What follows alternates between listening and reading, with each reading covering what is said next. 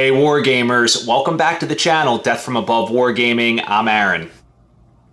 And I am Kevin. That's right, we are back, Kevin. We are here again, yet again in the same place, doing yet another HyperPulse uplink. This is number 3 in our mission series.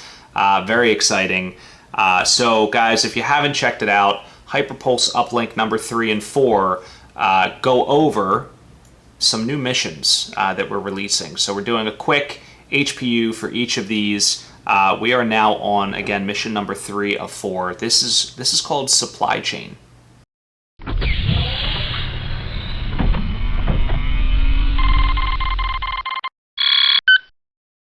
I think out of all the missions, this one probably has the most complexity to it, but I also think it's really unique and will be sort of a mad scramble.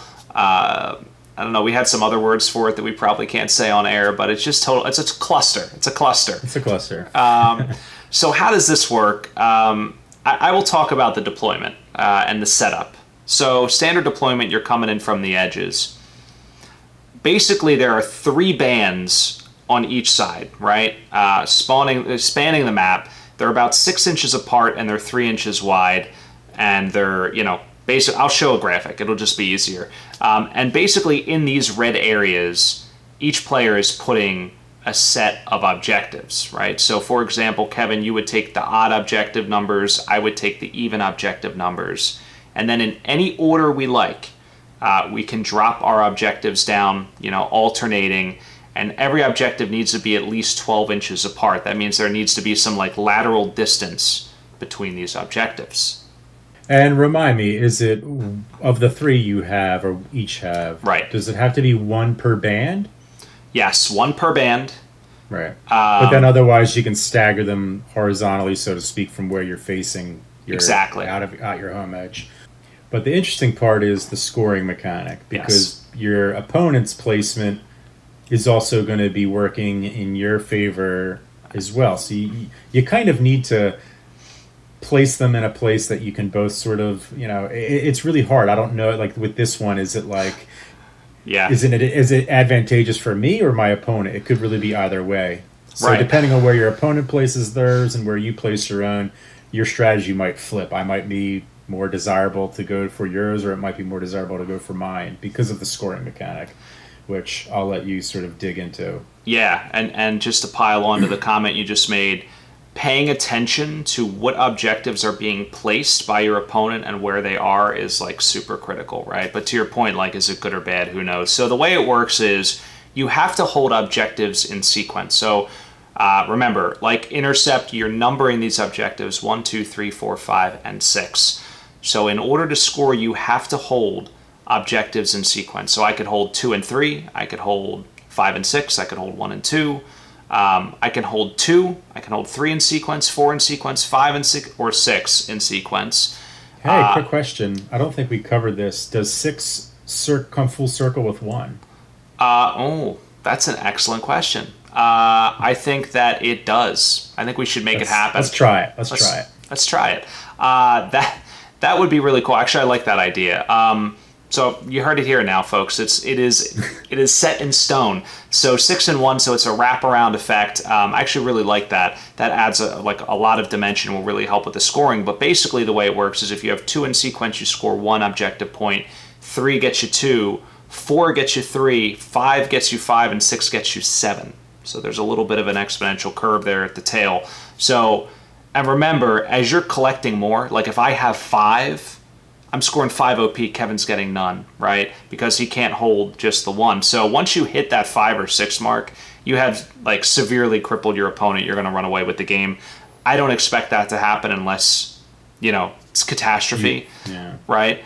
And in a traditional 4-on-4, you're not going to be able to achieve those levels, right? You can only ever hold 4 at a time. So it's going to be really interesting to see whether you're playing Alpha Strike with a lot of units or you're playing Classic with just a few, how you kind of maneuver to score, I think is going to be really critical to this match. So, Kev, And I think with this one, thematically, right, we were really just trying to find a way that you could sort of have these chaining, right? The idea of chaining objectives where they'd be more advantageous, right? Or you'd score more points by forming a chain. And that's kind of where a supply chain, a supply line came into play with the theme, because you're really trying to set up a tactical sort of cohesion of where you're holding ground. So it can fit a lot of things. It could be like a physical line that you're playing, or maybe they're just buildings or key infrastructure that you want to lock down that are part of your supply network. But that was kind of the idea, is sort of providing sort of that support for other positions in a supply chain. But really, supply network, whatever you want to call it. But I think it'll be pretty cool. It's a unique idea, and it's probably going to be one of the most interesting ones to form a tactic around. That it might switch on the fly. Like if I see that I can't take a certain objective that's going to complete my sequence, I might just totally revert and go for a different sequence. Yeah, and when we talked about go ahead. And sorry, the thing I just thought of was the sequences are going to stack too, right? So if you have 2, 3, 5, and 6, I'm going to get 2 sets of 2 times sequence, right? Right. But if you can get that one in the middle, you're getting a lot more, right? Yeah. But of course, you have to hold those objectives too. So it is going to be really cool to see. Where I was going was basically like, we played 40K, Kev, back in the day, and one of the things was, remember the cards, right? You draw the cards, and like you never knew like what was going to happen. It was like, well, I have to take objective 1, I have to hold objective 3, and that was a neat mechanic, the whole deck thing. Admittedly, in the 40K game there, I did like that quite a bit. It really kept you on your toes. And so this as well, I think, just without the whole card mechanic, really is going to keep you on your toes, similar to Intercept, because to Kevin's point, especially now with the wraparound mechanic from 6 to 1, you have a lot of different options, right? If you just hold 3, you could go to 2 or you could go to 4, right? Or you could just abandon it and try to get your fast units to 2 other objectives entirely. This is the standard capture mechanic, right? There's no overrun here. So you need to hold it, and there needs to be no enemy units within 3 inches of that objective, right? So you basically have to squarely secure that objective to get those points. So in a game of like Alpha Strike or even Classic, if you're playing with hovercraft, right, getting those fast units in there to disrupt the supply network, the supply chain, if you will, that's going to be critical too. So, and one of the things we thought about was having them in sequence, right? So like I would place 1, 2, 3, 4, 5, 6, right, and we'd have them right up the board in the middle. But we realized, what's going to happen is the battle is just going to be, it's basically take and hold at the middle. Maybe you got some fast dudes flanking around. So I think, one player taking evens, the other taking odds, and really randomly placing them. I think it's going to be a cluster in a good way. I think, Kevin, is one of the quotes from your email. But yeah, it's going to be a lot of fun, I think. Yeah, I mean, like the easiest play you can have is by taking 2 of the objectives in your zone, but then you're always going to have to at least grab 1 in the enemy zone for the easy play. But I suspect it's not going to play like that. I think based on how the attacks come down, you may be digging a little deeper. Or if they're placed laterally far apart, you might choose your right versus your left. So it'll be interesting to see. Yeah.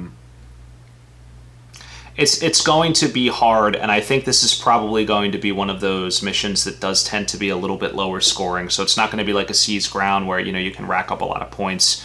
I think what you're going to find here is getting a 2x is going to be challenging. Getting a 3x is going to be really good. And then when you get to that 4x, if you can get there, or you can get a pair of 2s, these things are like, it's going to be very, very challenging to get to that level. So yeah, we'll see what happens. But I'm excited about this one.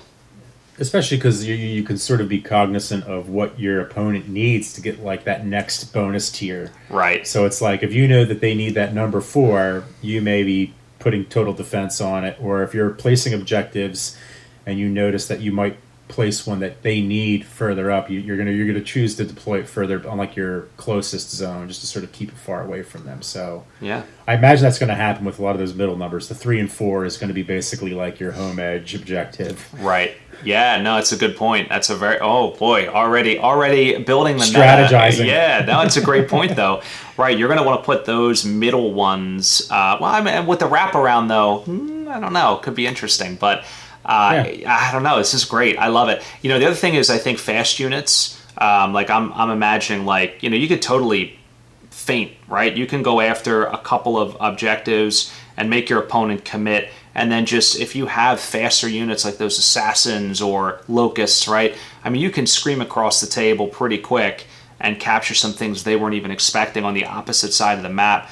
So some really, I think, really compelling scenarios could come out of this one. I think there's going to be a lot of depth to it. So I think this one, I think you guys will really like this one. A lot of cluster. So much. so much cluster. All right, well, I don't know. That's all I got to say about this one. Kev, what about you? I'm excited. Can't wait to play. Same. All right. Well, guys, that is all we have for this HyperPulse uplink. Thank you so much, as always, for watching. Subscribe, give us a like, leave us a comment, click that little bell icon. Check us out online, on Facebook, on Instagram, everywhere. We're out there now. And thank you again for watching. Guys, have a great night. We'll catch you soon.